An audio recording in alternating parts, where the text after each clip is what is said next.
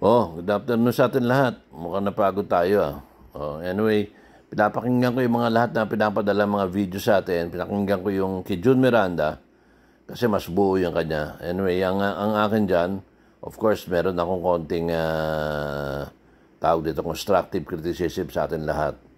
Unang-una, pagka tumutugtog tayo, hindi yung ang boses natin kahit alam natin ang lyrics, hindi sabay-sabay. Kayong tatlo ni Nikki, Chito, at Jill, mahirap talaga yung as one kayo lumalabas So, parang isang tao.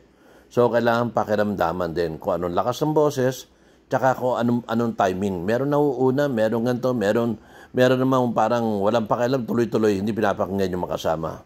Both, two-way street yan Pakinggan mo rin, at the same time, sabay din sana. Ganon. So, yun lang. Pag narinig natin, itong video, pag narinig nyo, padadala ko yung tinape ni Jun Miranda. Mapapasayaw ka kasi maganda yung kanta Parang tunog VST, ang diferensya lang, hindi lang sabay-sabay. Tsaka hindi siya solid.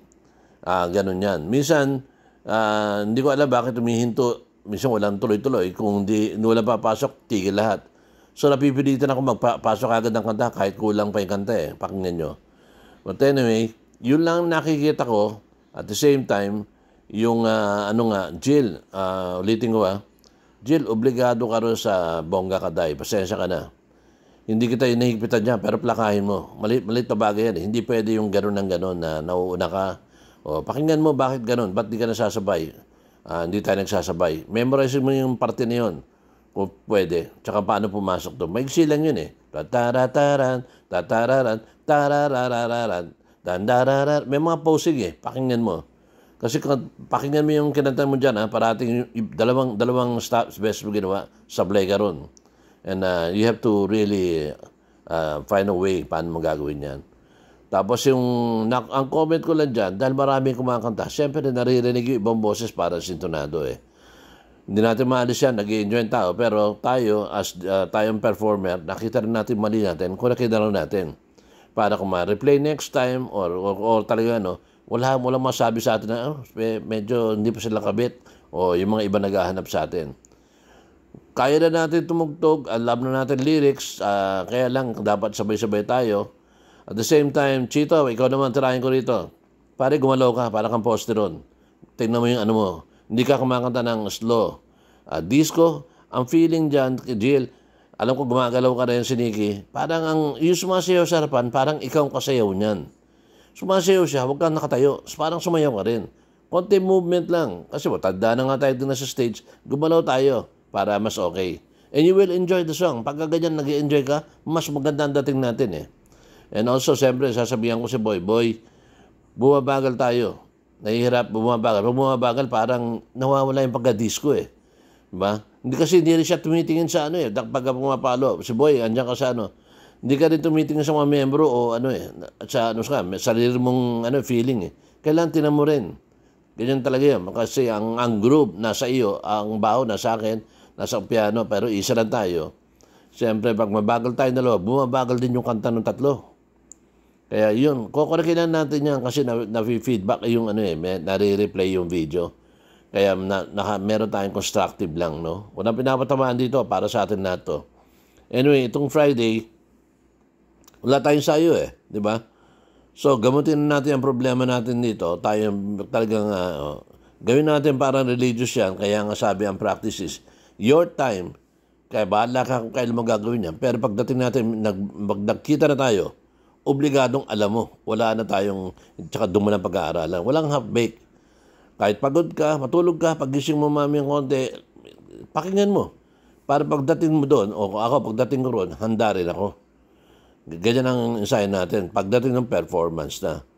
Ensayo natin yan para pagdating, kasi doon sa Biyernes, sabi ni Malu kanina, 120 to 140 ang guest niya. May ibang tao, tigi-isang kanta lang. Tayo, binibigyan niya ng slot, gusto niya tayong expose. Kasi believe this sa grupo natin Sabi niya, kuya, pag misyo ko, kayo makukunin ko parati kasi unang-unang ang gaganda ng kanta nyo. Ganon. Hindi niya napupunang mali. Ako lang o tayo lang nakakapuna. Kasi siyempre, sa kakatugtog natin, makikita natin yung diferensya natin. Pero yung first time tayo marinig, hindi na maririnig yan kasi nga reminiscing yung nasa ulo ko Re-reminis kita doon sa mga songs namin. Parang karaoke dating namin. kumanta ka. Pero makikita mo dyan, tuwing tugtog natin, marami nagvi-video sa atin. Pag pinlay nita, halata. Kaya gamitin natin yung sarili natin. Walang sisiyan to, perfectionist tayo. I-abante pa natin ang sarili natin. Buhuta ako rin na maaga sa Biyernes. By 6 p.m. andun ako.